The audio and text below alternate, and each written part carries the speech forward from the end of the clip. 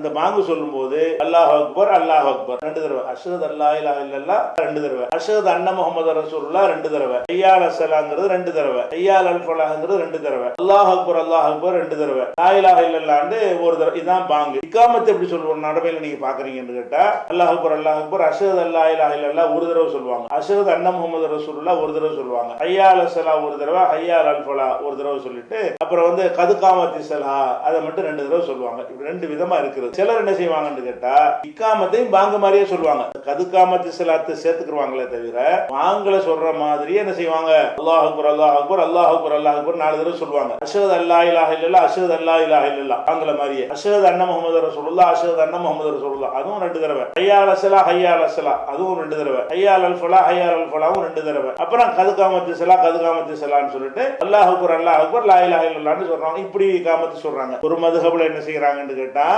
ஒவ்வொரு தடவை சொல்றாங்க, இன்னொரு மதுஹப்ல ரெண்டு தடவை சொல்றாங்க. நம்ம தௌஹீத் சிந்தனையில உள்ளவங்க எல்லாம் ஒவ்வொரு தடவை சொல்றாங்க. அப்ப இந்த ரெண்டு தடவை காமத்து சொல்வதா அல்லது ஒரு தடவை தான் சொல்வதா என்று கேட்டீங்கன்னா ஹதீஸ்ல என்ன பல ஹதீஸ்கள் வருகிறது. ரெண்டு சொல்றாங்கல்ல, அதுக்கு ஹதீஸ் இருக்கு. ஆனால் வலுவான ஹதீஸ் எதுல இருக்குன்னு கேட்டா இது புகாரில 603வது ஹதீஸ்ல இருக்கிறது. தொழுகைக்கு எப்படி அழைக்கிறது என்று பேசிக்கிட்டு இருக்கும் பொழுது கடைசியில ரசூலுல்லாஹ் என்ன செய்யறாங்கன்னு கேட்டா அந்த பாங்கு தான் ஒருத்தர் கனவுல இருந்து சொல்லுவார்ல, சொன்ன பிறகு இந்த பாங்குடைய வாசகங்களை தான் சொல்லணும்னு முடிவெடுத்தாங்க. முடிவெடுக்கும் பொழுது பிலாலுக்கு கட்டளையிடப்பட்டது பாங்கை டபுளாக இரட்டையாக சொல்லுமாறும் இக்காமத்தை ஒத்தையாக சொல்லுமாறும் கட்டளையிட்டார்கள். அப்ப பாங்குல அல்லாஹ் அக்பர் 4 வரும். 4 வந்தால் அந்த ரெண்டும் சேர்ந்து ஒண்ணு உடலைங்கிறது. இந்த ரெண்டும் சேர்ந்து அல்லாஹ் அக்பர் அது ஒண்ணு, மறுபடியும் அல்லாஹ் அக்பர் ஒண்ணு. ரெண்டு தடவை ஆச்சு. ரெண்டு தடவை 4 அல்லாஹ் அக்பர் இருக்கும். ஆனா அந்த ராகத்துல ரெண்டும் சேர்ந்து தான் ஒரு வார்த்தையா வருது. அப்ப ரசூல் ஸல்லல்லாஹு அலைஹி வஸல்லம் என்ன செய்யறாங்கன்னா பிலாலுக்கு சொல்லும் பொழுது வாங்க ரெண்டு தடவை சொல்லு. ஒரு வரி சொல்றீங்கள அந்த வரி இன்னொரு தடவையும் சொல்லு. இக்காமத்து சொல்லக்கூடிய நேரத்துல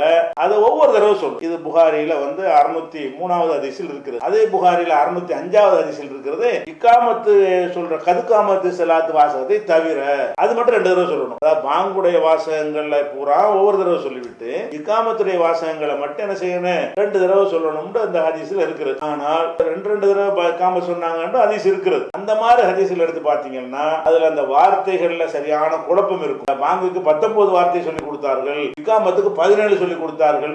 இப்படி நம்பர் போட்டு வரும். எது 17 எது 19 விளங்கவே முடியாத அளவுக்கு என்ன செய்யும், அது குழப்பமா இருக்கும். சுத்தி வளைச்சுக்கிட்டு ரெண்டு தடவை சொல்லணும்னு சொல்லுவாங்க. இப்படியான ஒரு கருத்தாகத்தான் அந்த ஹதீஸ்கள்லாம் இருக்கிறது. அப்ப ஹதீஸ் அது அறிவிப்பாளர்களையும் இட்டு கட்டின அப்படி மோசமான ஆள்கள் இல்லாவிட்டாலும் நடுத்தரமான அறிவிப்பாளர்கள் இருந்தாலும் இது ரொம்ப வலிமையான அறிவிப்பாளர்கள் கொண்டு இருக்கிறதுனால வாங்க ரெண்டு தடவையும் இக்காமத்துல கது காமத்து ஸலாத்தை தவிர மற்ற சொற்களை ஒவ்வொரு தடவையும் சொல்வதுதான் சிறந்த ஒரு முறை.